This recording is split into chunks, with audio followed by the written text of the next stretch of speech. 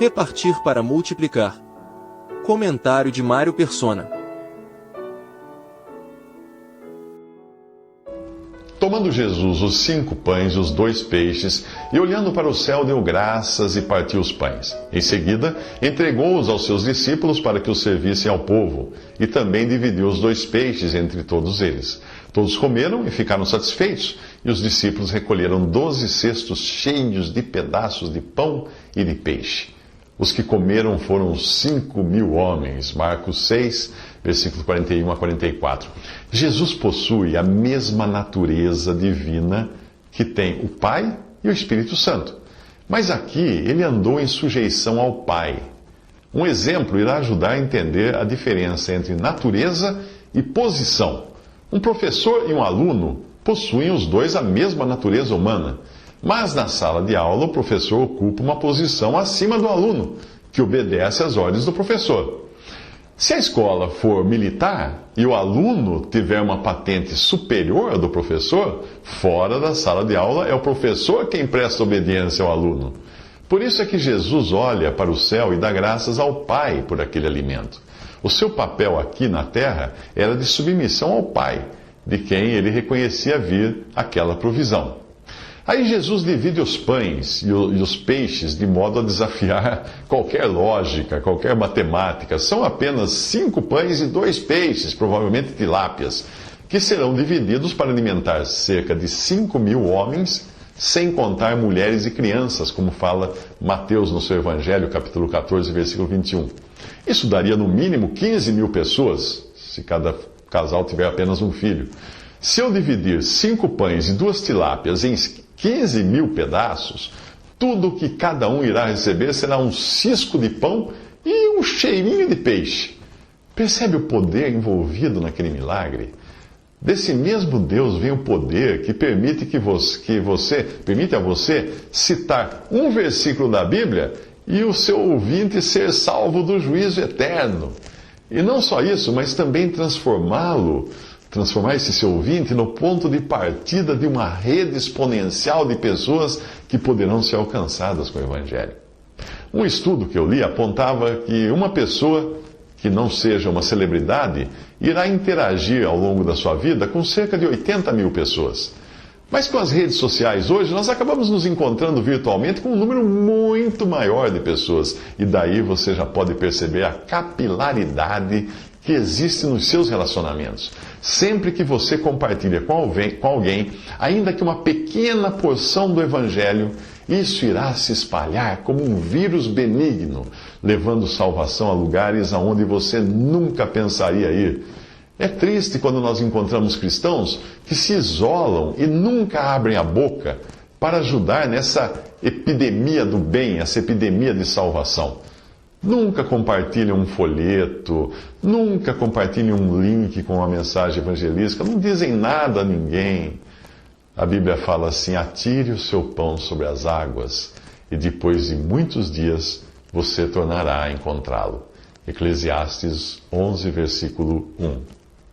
Depois de partir os pães e os peixes, Jesus entregou as porções aos discípulos, para que os dessem à multidão, e aí nós vemos que todos comeram e ficaram satisfeitos, e os discípulos recolheram 12 cestos cheios de pedaços de pão e de peixe.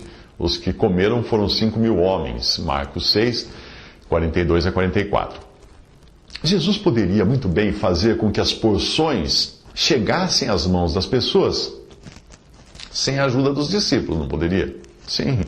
Mas ele quis convidá-los a participar daquela tarefa de distribuição.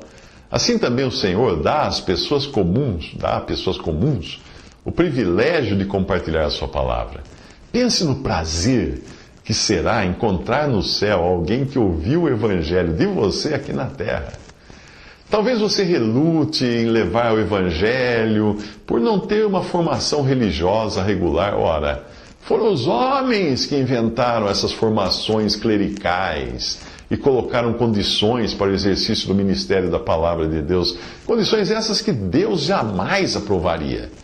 Nos sistemas humanos, você precisaria estudar teologia, ser ordenado por uma junta de homens, mas para Deus, É suficiente que tenha um coração pronto para ser um instrumento dele. Nem a mensagem, nem o poder vem de você. E o apóstolo Pedro explica muito bem isso. Cada um exerce o dom que recebeu, obviamente de Deus, para servir aos outros, administrando fielmente a graça de Deus em suas múltiplas formas. Se alguém fala, faça-o como quem transmite a palavra de Deus. Se alguém serve, faça-o com a força que Deus provê, de forma que em todas as coisas Deus seja glorificado mediante Jesus Cristo, a quem sejam a glória e o poder para todos sempre. 1 Pedro 4:11.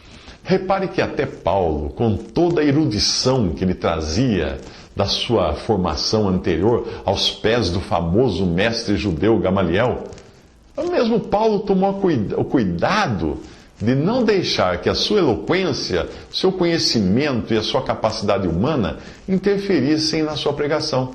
Ele escreve aos Coríntios: eu mesmo, irmãos, quando estive entre vocês, não fui com um discurso eloquente, nem com muita sabedoria para lhes proclamar o mistério de Deus, pois decidi nada saber entre vocês, a não ser Jesus Cristo e este crucificado. E foi com fraqueza, temor e com muito tremor que eu estive entre vocês. A minha mensagem e a minha pregação não consistiram de palavras persuasivas de sabedoria, mas consistiram de demonstração do poder do Espírito, para que a fé de vocês não se baseasse na sabedoria humana, mas no poder de Deus. 1 Coríntios 2, de 1 a 5. Deus quer que seja assim, para que ninguém se vanglorie diante dele. 1 Coríntios 1, versículo 29. No episódio anterior, nós vimos que não apenas todos comeram e ficaram satisfeitos, mas também que os discípulos recolheram 12 cestos cheios de pedaços de pão e de peixe. Marcos 6, 42 a 43. Eram 12 os discípulos, não eram? E foram 12 os cestos cheios que restaram. E isso mostra a generosidade de Deus para com aqueles que servem a sua obra. A cena toda é uma demonstração de como seria Cristo reinando neste mundo e provendo todas as coisas. Mas, infelizmente, à medida que avançamos no Evangelho, nós percebemos que Jesus vai sendo cada vez mais rejeitado aqui no mundo. Por isso, a próxima porção, a próxima passagem, tem um caráter profético, que é fácil de perceber se nós estivermos familiarizados com as dispensações e as profecias bíblicas. Veja a passagem. Logo em seguida, Jesus insistiu com os discípulos para que entrassem no barco e fossem adiante dele para Betsaida, enquanto ele despedia a multidão. Tendo-a despedido, subiu a um monte para orar. Marcos 6, 45 a 46. Da multidão, Jesus se despede, mas aos discípulos ele envia, antes de subir a um monte para orar. Há 2000 anos, Jesus se despediu deste mundo e subiu ao céu, comissionando antes os seus discípulos a irem levar a sua palavra. Como aconteceu no milagre da multiplicação dos pães e peixes, o poder de multiplicar a palavra continuaria sendo de Deus durante a ausência de Cristo na terra. Mas os seus discípulos não tinham entendido o milagre dos pães, fala Marcos 6,52. Pois diante do vento contrário do mar, ficaram aflitos, sem perceber que o mesmo Jesus, que tinha cuidado das suas necessidades básicas, era capaz também de cuidar da segurança deles. Profeticamente, a multidão sem Cristo representa os gentios que existirão na terra após o arrebatamento da igreja. E a ascensão, ressurreição e ascensão de Cristo, não é? Jesus no monte, aqui nessa passagem, orando, é uma figura da sua ausência no mundo e sua presença no céu. E enquanto isso na terra é noite, como atesta a continuação da passagem. Ao anoitecer, o barco estava no meio do mar e Jesus se achava sozinho em terra. Ele viu os discípulos remando com dificuldade porque o vento soprava contra eles. Marcos 6, 47 a 48. Tudo isso aponta para o período após a igreja ter sido tirada da terra e Deus levantar aqui um remanescente de judeus que serão vistos, como diz a passagem, remando com grande dificuldade, em meio às trevas morais do mundo sem Cristo, enquanto ele, Jesus, do céu, vela por eles e depois desce do lugar elevado onde se encontra a fim de ajudá-los.